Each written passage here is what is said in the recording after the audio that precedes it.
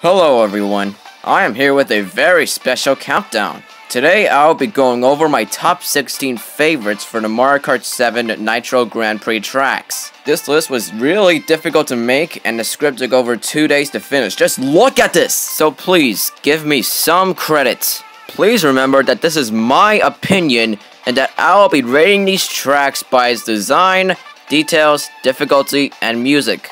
Because this top 16 is focused on the Nitro Tracks, Retro Tracks will not be in this countdown. So without further ado, let's get on this list.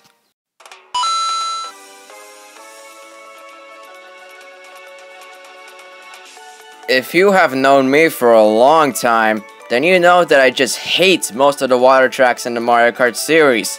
If you didn't, you know now. Cheep Lagoon is one of those water tracks I hate in the entire series. And let me just start off with how horrible this track is. Sure, there are Cheeps in the water, so it totally does live up to its name.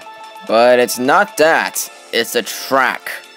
The design feels very plain and modern, and let me tell you all right now, I hate tracks that are plain and modern. There are absolutely no details in this track. It feels absolutely barren in my opinion. The music is, no offense to some Cheep Lagoon fans, absolutely terrible in this track. Overall, this track is absolutely one of the worst Mario Kart tracks ever made on my opinion.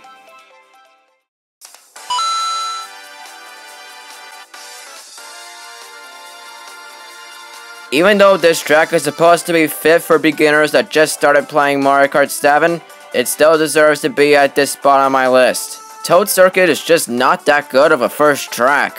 The design is just a number 8, which is just like DS Figure 8 Circuits and Wii Mario Circuit. The only noticeable details on this track are the Toad Balloons, the audience, and the mushroom statues that determine the cup the track is on, which is the Mushroom Cup. The difficulty is way too easy, and the music is a little bit basic. This all just proves that Toad Circuit has nothing special. Well, it has something special, but still.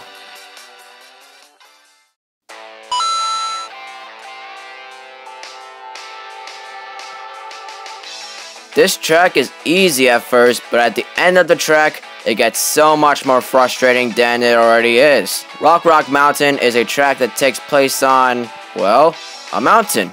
It is a really good track idea, but I think Nintendo would have kept that idea from Mario Kart 8 or reused this track as a retro track, because at the end, you're just driving upwards at a near 90 degrees.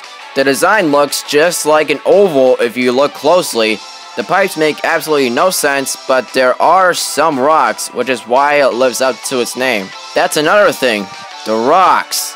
When you drive skyward, the rocks are just tumbling down the mountain, attempting to crush you, and I get hit by them most of the time. Moving on, the difficulty is so frustrating that I mostly rage quit. The music didn't fit it all that much, even though it has some really cool guitar in it. Overall, this track deserves to be on the number 14 spot.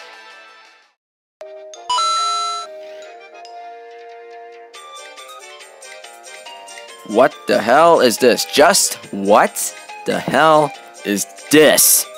Daisy Hills made absolutely no sense to me because it does not live up to its name. Yeah, sure, the track is on a bunch of hills, but still, the track design has too many curves. The llamas are so gosh darn annoying because they can pretty much get in my way, just like the cows on Moo Moo Meadows. The difficulty is a little easy, but with all the turns you have to take, it makes it a little hard. The music kind of fits in, but it would have been more fit for an Irish track. No offense, Irish people. Overall, this track is okay on my opinion, and it deserves to be on the number 13 spot on my list.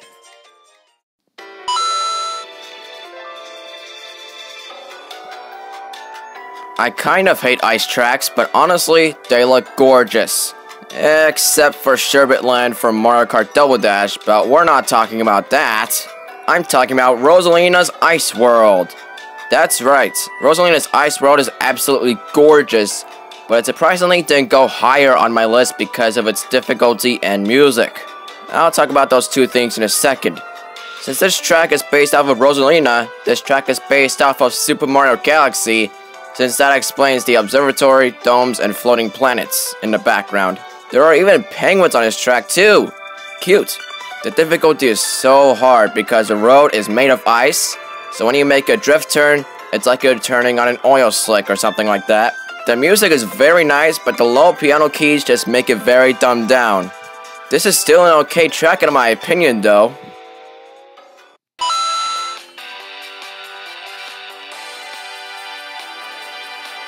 I like tracks that have a lot of detail, which is why I like Mario Circuit. There are so many details on this track. You can drive through Peach's castle for the first time. You can drive through a pipe, which is like N64 Mario Raceway's pipe. There are blocks floating in the air near the finish line, and I love that detail, but most of all, there are falling pink petals. The falling petals are so calming that I just have a smile on my face when I see them. It really reminds me of when I was playing at a playground as a kid, and I saw leaves fall off a tree for the first time. It really gives me a nostalgic feel. Moving on, the track is easy to go through, but the loop you do when you go into Peach's castle makes me hit the right wall. The music is just like Toad's Circuits, so I'll say it again, it's basic. I like Mario Circuits, and I think it's an okay track.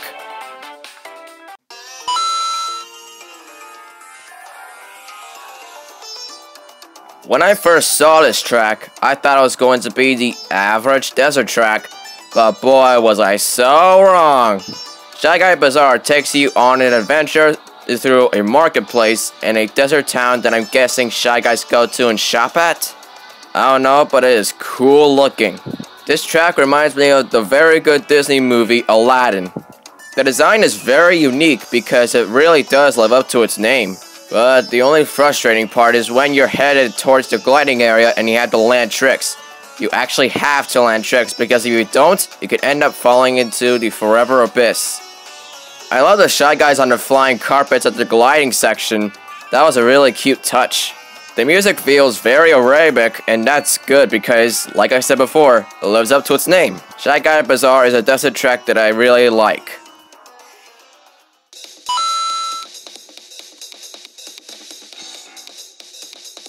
When I first saw DK Jungle, I thought I was not going to have fun with it because I am not a big fan of Donkey Kong. But now that I have raced on it, my opinions have completely changed. This track is a total blast to play on. Let me explain for you all. At the beginning of the track, you bounce off of a gigantic flower. This feels very much similar to the mushrooms from Mushroom Gorge. There are a series of jumps that lead to a temple with a gigantic banana, but there is a hidden shortcut. If you find that one shortcut, you glide over the entire thing. The music is just fantastic because it does express Donkey Kong a bit. Overall, this is a blast to play on, and it deserves to be on the number 9 spots on my list.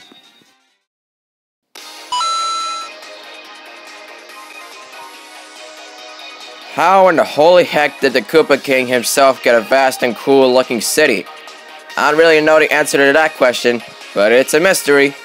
Neo Bowser's city really lives up to its name because the buildings in the background and on the track are neon, and the music is as well.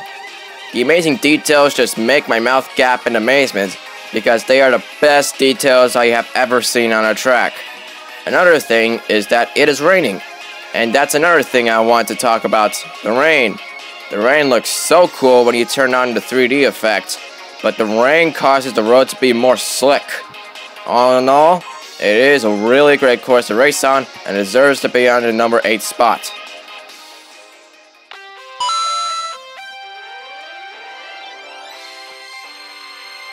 I was totally confused when I first saw the title of Wuhu Loop.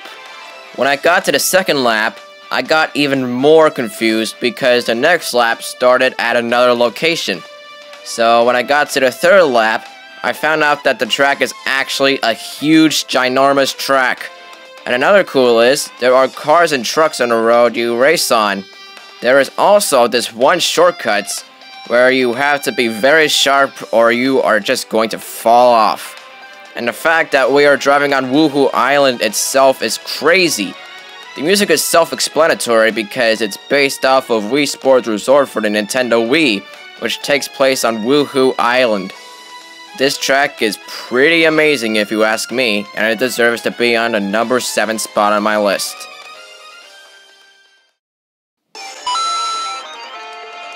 Wario Shipyard. This track is challenging. I like the shipwrecks. The music is awesome. My work here is done.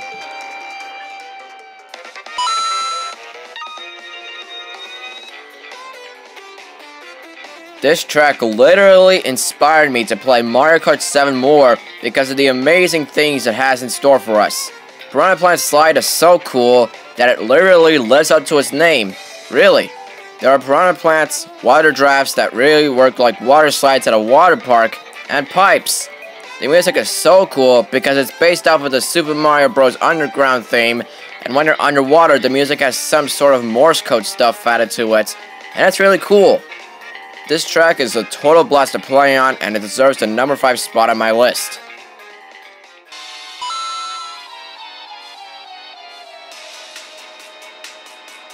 This iteration of Bowser's Castle might be the best out of all of the series because of what's inside it.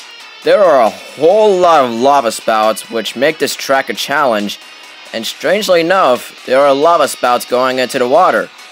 I have a good question about that. Why aren't the lava spouts turning into stone? I have no idea, but like I said before, it's a mystery. The music is really good, and I think it's the best Bowser's Castle soundtrack music of all time. And at the end of the track though, the track splits up into many paths you can take, just like Yoshi's Circuit from Mario Kart 64, and I just love that idea. This is the best Bowser's Castle of any Mario Karts, and it deserves this spot on my list.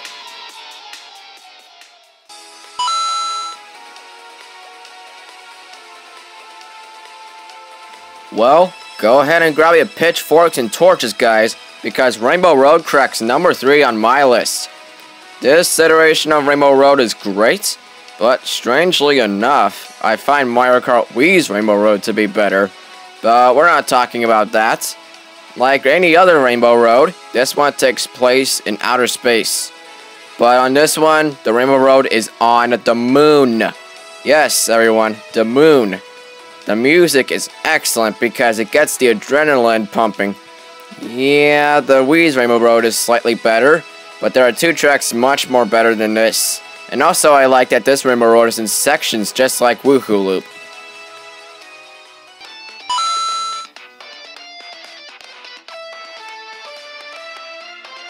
Wuhu Loop and Maka Wuhu are totally alike, that Maka Wuhu is so much better that they have to be 5 spots apart on my list. This track is one of the greatest, if not, section tracks of all time in my opinion. This track has so many features in store.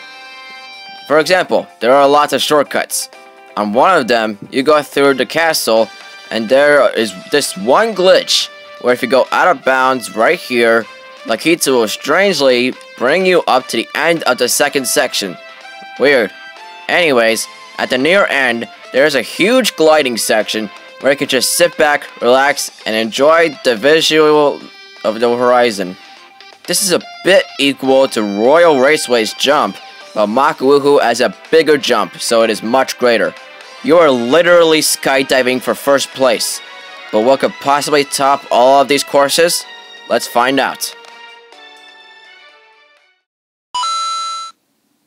If you did the process of elimination, then you know that my number 1 favorite Mario Kart 7 Nitro Grand Prix track is none other than Music Park.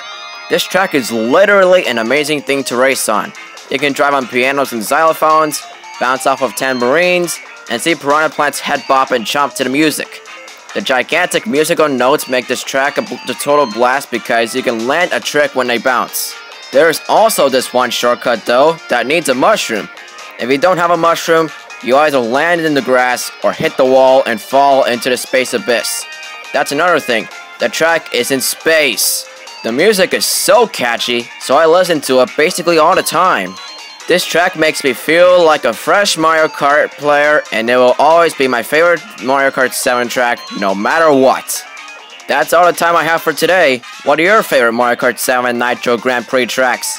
Share your opinion to me or to the public by commenting below. If you want more countdowns, then subscribe. I would also really appreciate it if you gave this video a like to support the series. Thanks for watching, guys. Stay tuned for more. I'm Vincent Weir, signing off. Peace out. Bye.